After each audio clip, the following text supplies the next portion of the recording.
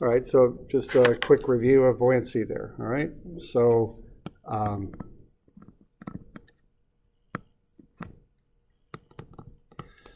we find the volume, multiply that by the unit weight of water, and then compare that, in this case, to the weight. The net force is down, so the same. That's basically it, okay? All right. All right, now one last thing here on force, if we're good with that, and that is thrust blocks, okay? I don't know if you've learned about these before, in public works or something like that. What we have here is a T there, a water line. It's looks like it's being built right now. You see that gate valve by the fellow's left foot there. And then we've got a T. Now what that does, it creates unbalanced forces in the line. So that force going down the line with the gate valve in it is going to try and push those other two pipes back. Okay, that's what it's going to do. And that's bad, obviously. That can create leaks and all that. Okay, so what you do is you take a concrete. Now one way to do it, there's advantages and disadvantages to this. You take a block of concrete and you extend that to the back undisturbed wall of the trench. And what that does is it takes that force and transmits it back to the back wall of the trench. If that's what we call undisturbed, meaning it's not like been dug up, soil over thousands and thousands of years compacts, so it's quite strong. Generally, it depends on the soil type. But you're going to rely on that soil that's undisturbed to support that force. So it's not the weight of the thrust block so much. It's transmitting the force to the back wall of the trench. Okay? And you can see the way that soil is cut. It almost looks pretty hard, so it's probably pretty strong and could hold that force. That's the idea. All right, so you could go through and see what size of thrust block you need because you rate the soil on its strength in pounds per square inch or pounds per square foot, which is how many pounds of force it can support per square foot of area. So you can figure out then, if you know what the force is, you know what the strength of the soil is, you can figure out how much, how big that thrust block has to be to spread the force out enough so that the soil can support it, okay? So let's have a look at that. So what we're going to do here is we're going to look at the force, which is, the pressure times the area. And anytime we have what I call asymmetric or an unsymmetric intersection or bend or something like that, you get unbalanced forces. And that thrust can tear a piping system apart at the joints is what it can do, and that's trouble. Okay. So we just transmit that force to the back wall of the trench with a thrust block. You can also use reinforced pipe joints. You guys know what I mean by a mechanical joint fitting? Okay. They actually build some of those with rods in them where you can actually connect the one flange, that one sliding flange of a mechanical joint. You can connect it back, tighten up the rods. That's another way to strengthen up a joint. This thrust block thing works fine, but the problem's going to come in when you need to do work on that bend. You're going to have to get in there with a whacker, a jackhammer, knock that thing off. Probably that's no fun. You don't want to be doing that. So anyway, there are other ways to do this, maybe, but this is probably the old tried and true way to do it. Okay, a lot of city specifications have this in them that you have to install thrust blocks when you have bends and T's and things like that. Okay.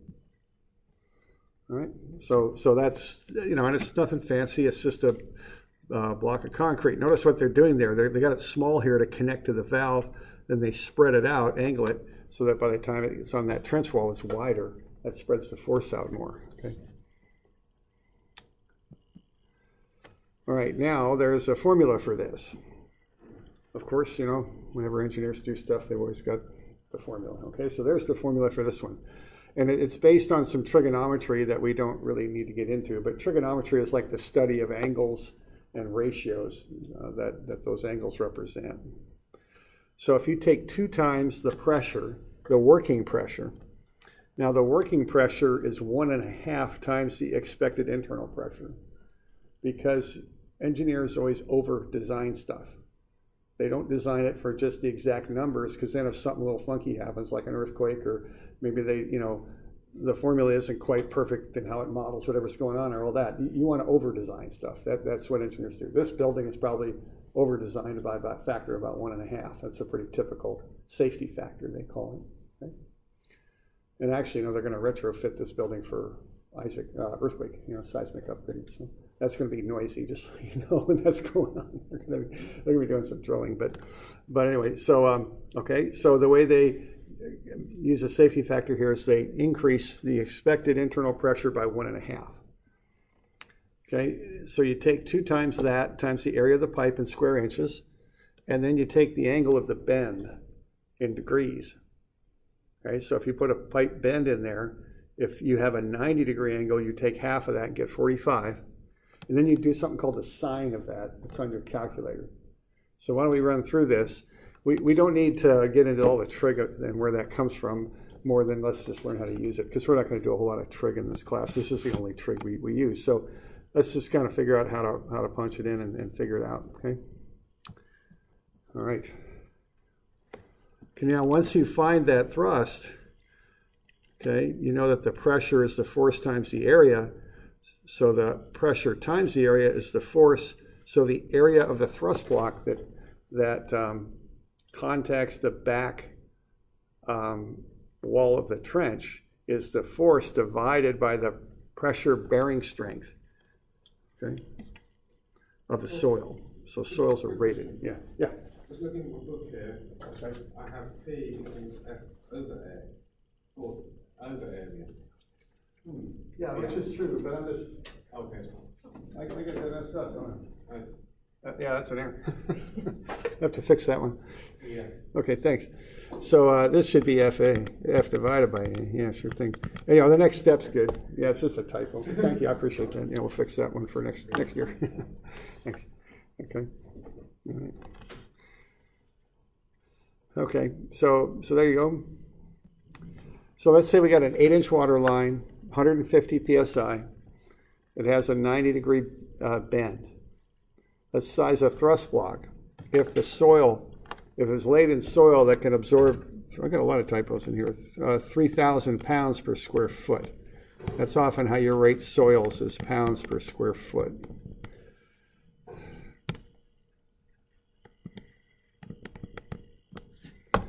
Okay. So when I have a big formula like this, I just try and find the parts of the formula one at a time, okay? So so the formula is 2, which obviously that's 2. P would be the internal pressure, A is the area, theta is the angle. So we need to find those things, okay, for this situation. All right, so we've got P, 150 psi, right? But we're going to factor that up by 1.5. So that's going to be 225 psi, which is 225 pounds per square inch. So that's the pressure we're going to design it for. Now that's pounds per square inch. So that's giving you the force on every square inch of area, is what that's doing. Okay.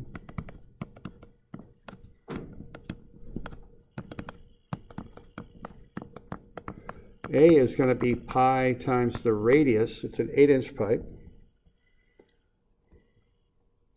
So pi r squared. So we're going to take 4 and square it, get 16. Multiply that by pi, and that'll get us up, I think it's 50.27. Is that it? Kind of what I remember for that number.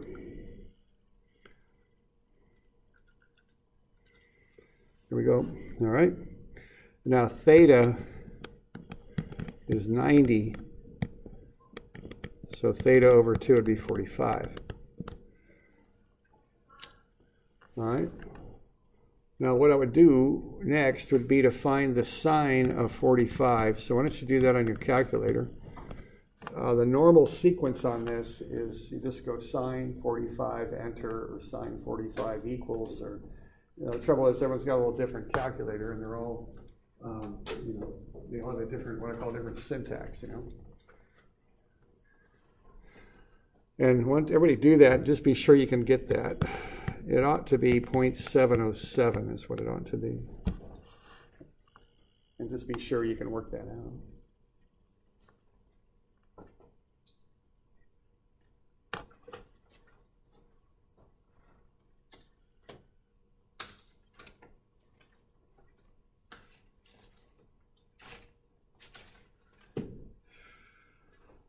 Okay. We're doing all right with that? So then the thrust, which is a force, will just be all this stuff multiplied together. So 2 times 225 pounds per square inch times 50.27 inches squared. So the inches squared will cancel. And then times 0.707. So when you multiply all that out, you'll get the force that we're anticipating is going to be pushing against on this line.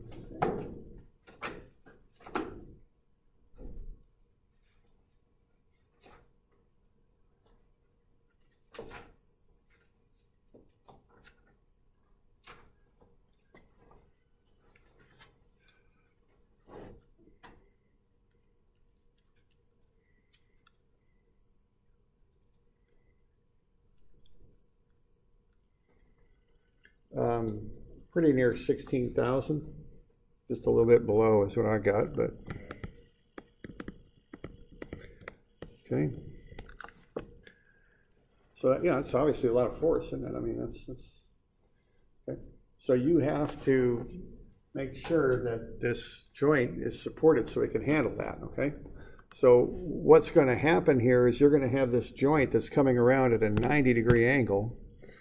Kind of hard to draw maybe, but something like that. We got a 90-degree bend, and we have to then support that. That's what we got to do. I don't know about this, but we'll try. I think I'm doing kind of a impossible Escher sketch there, but we'll go with it. Okay, 90 degrees. Now what we're going to do, we're going to put a thrust block on there. So we're going to do that, and we're going to have a block with an area, and I'm sorry, that's perspective on that is kind of a mess, but you get hopefully the idea, okay? You're going to put a concrete block on that, and you're going to attach, you want that block to run back to the back side of the soil, something like that.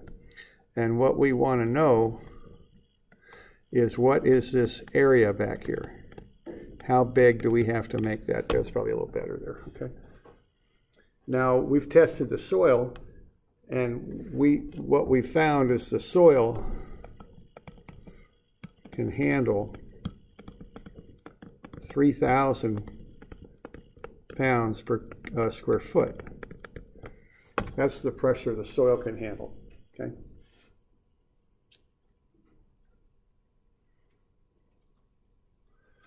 So we've got 16,000 pounds to handle, and the soil can handle 3,000 pounds per square foot. So we can figure out how many square feet this thing has to be, is what we can do. So what we're going to do is we're going to take 16,000 pounds, and we know that each square foot of soil can handle 3,000 pounds. So we're going to divide that out, and we're going to get 5.33, I think. And that's square feet. Okay?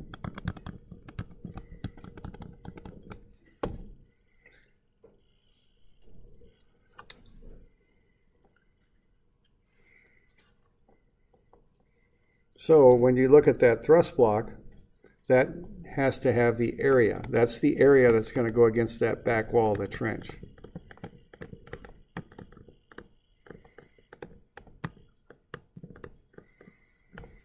Okay.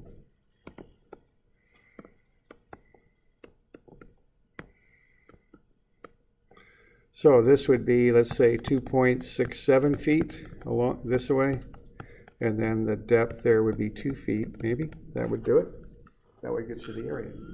It's going to take that force and spread it out enough so you're not going to crush the soil on the backside of the trench. That's the idea. So most cities have a required size of thrust block to use in different situations. I worked with the city of Albany a little bit one summer. They just had a bag of ready mix. They put a couple 2x for a form, just pour the ready mix in there, and that's how they do thrust blocks.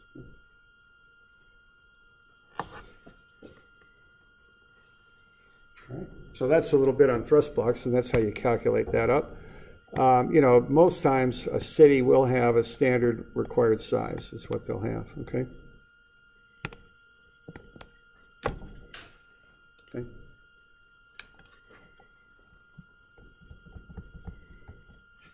So there, and see what that inspector's doing? Got a tape measure, making sure that thing's big enough. That's what the inspector's up to.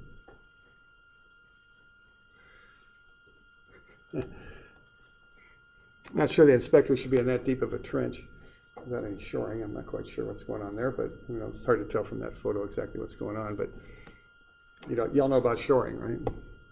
What's the depth in Oregon you got to have shoring for? What's that? I can't remember. Can't remember? Okay. No. 4 feet, I think. Might be, most places it's 4, I'm pretty sure. Okay. So, you know, certain things we don't do. We don't go into unshored trenches, and we don't go down in manholes unless we've got the right training and we've done the testing and all that, right? Okay. So we know about that, okay. All right, so that's a little bit there on force, okay.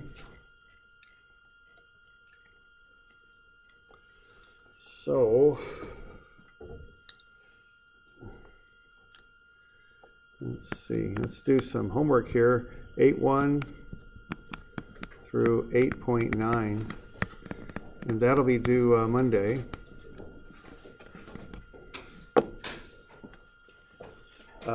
Monday is the 21st. Okay, and that'll kind of cover up through our first midterm, okay?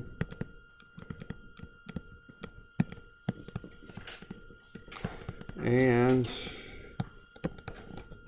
let's see, you'll turn that homework in, and then I'll grade it, and I'll get it back to you on Wednesday. Of course, I'd like to do that test on Friday, but I won't because of the attendance issues, so it'll be the following Monday, I think. So we'll probably have a test on the 28th. Would that be okay? Don't have a choice, you know, just not give us one, give everybody A's. Okay, we can do that. Yeah, I guess we got all sorts of options here.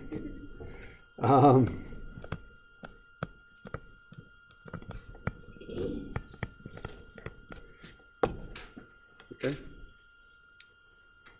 So we'll look to, oh, I have a 9, I mean an 8 there, obviously. 8, there we go. All right, so that's what's coming up, and what we're doing here, the one of the terms for it is fluid statics. Okay, static meaning it's not flowing; it's just sitting there. And what that does, you got pressure, you got density, specific gravity, and force. Okay, that's what fluid does. Is if it sits still, if it doesn't flow. And so that's a good kind of topic to kind of have for our first unit, you might say. Okay. But of course, what we're concerned with a lot in this line of work is water that does flow. If we pump it, or if it's going down a channel or in a pipe, it's flowing. So that's the next little thing we got to start getting into, and that's on page 86.